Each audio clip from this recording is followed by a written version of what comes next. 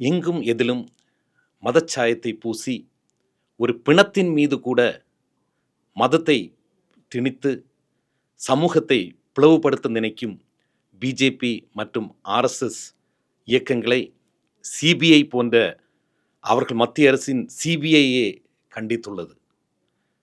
கரடியே காரி துப்பின ஒரு மொமெண்ட். சுதேசி மித்திரன் நேயர்களுக்கு வணக்கம். நான் உங்கள் கோகுல். அரியலூர் லாவண்யா முருகானந்தன் என்ற சிறுமியின் தற்கொலை வழக்கு உங்களுக்கு நினைவிருக்கலாம்.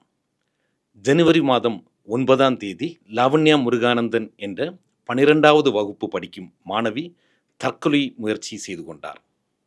இவர் படித்து வந்த தூய இருதய மேல்நிலைப் பள்ளியின் விடுதியில் தங்கியிருந்த இந்த மாணவி விஷத்தை அருந்தி தற்கொலைக்கு முயற்சி செய்தார். பக்கத்தில் உள்ள அரசு மருத்துவமனையில் அனுமதிக்கப்பட்டார்.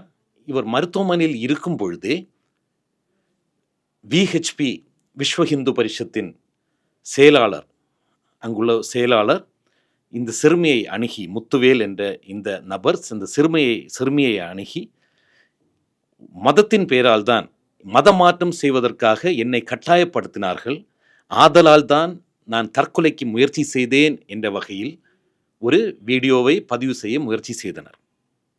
அது மட்டுமின்றி இவர்கள் வெளியிலும், இந்த முத்துவேல் என்பவர் வெளியில் இந்த கருத்தை பரவிவிட்டார்.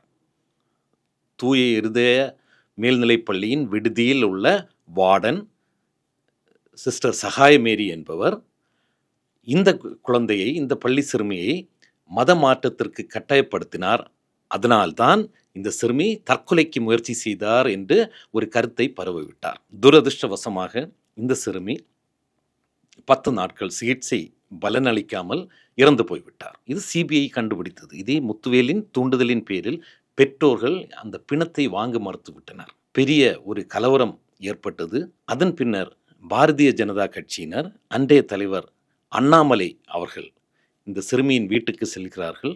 அவர் ஆணித்தரமாக கூறுகிறார், மத மாற்றத்திற்காகவே அந்த பேரிலேயே இந்த சிறுமி தற்கொலைக்கு முயற்சி செய்தார், அதன் காரணமாகவே இந்த சிறுமி இறந்து விட்டாள் என்று அண்ணாமலை கூச்சமே இல்லாமல் கூறினார். அவர்களின் சட்டமன்ற உறுப்பினரும் அகில இந்திய அவர்களது மகிழா மோர்ச்சா தலைவியுமான வானதி ஸ்ரீனிவாசன் அவர்களும் இதே கருத்தை கூறி அவர்கள் ஒரு குழுவை அமைத்து, 4 பேர் கொண்ட ஒரு மகளிர் குழுவை அமைத்து அவர்கள் வீட்டுக்கு சென்று, இந்த சிறுமியின் வீட்டிற்கு சென்று அவர்களின் பெற்றோரை, அந்த சிறுமியின் பெற்றோரை அழுத்தம் கொடுத்து, இல்லை இதற்காகத்தான், மத மாற்றத்திற்காகத்தான் இந்த செயல் நடந்தது என்று கூற வைத்தார்கள். அதன் பின்னர் இந்த சிறுமியின் தந்தை, தமிழக போலீஸ் விசாரணை மேற்கொண்டுள்ள அதே சமயத்தில் இந்த சிறுமியின் தந்தை என்ன செய்தார், மதுரையில் உள்ள உயர்நீதிமன்ற பெஞ்சை அணுகி, இல்லை எங்களுக்கு தமிழக போலீஸின் விசாரணை மீது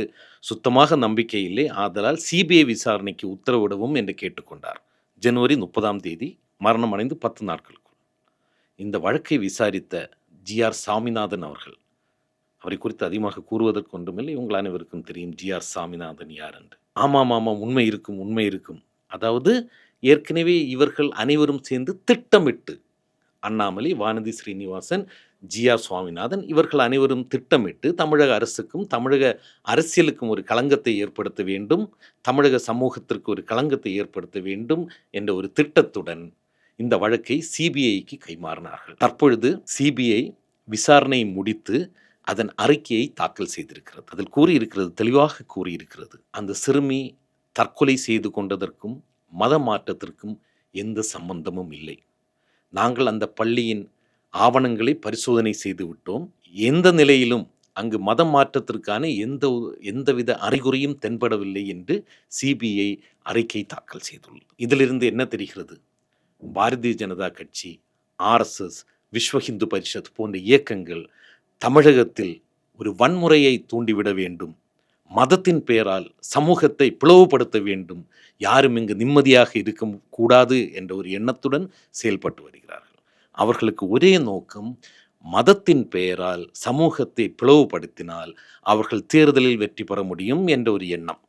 மற்ற மாநிலங்களெல்லாம் எடுத்து பார்த்தால், பாஜக வெற்றி பெறும் மாநிலங்களில் இதுதான் நடக்கிறது. இந்து முஸ்லீம், இந்து கிறிஸ்டியன் என்று சமூகத்தை பிளவுபடுத்தி இவர்களுக்கு மட்டும் அதிகமான வாக்குகள் கிடைக்கும் வகையில் இவர்கள் சகுனி வேலை பார்த்து கொண்டிருக்கிறார்கள். தமிழகத்தில் இது நடக்காது.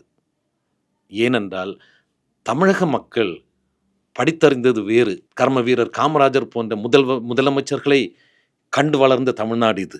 சமூகத்தில் எந்தவித வேற்றுமையும் இல்லாமல் ஒற்றுமையாக வாழ வேண்டும் என்று எண்ணும் சமூகம் தமிழக சமூகம்.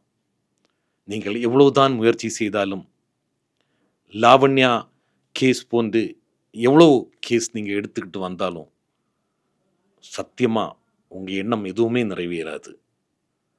வாழ்க ஜனநாயகம், வாழ்க இந்தியா, வாழ்க தமிழ்நாடு. நன்றி, வணக்கம்.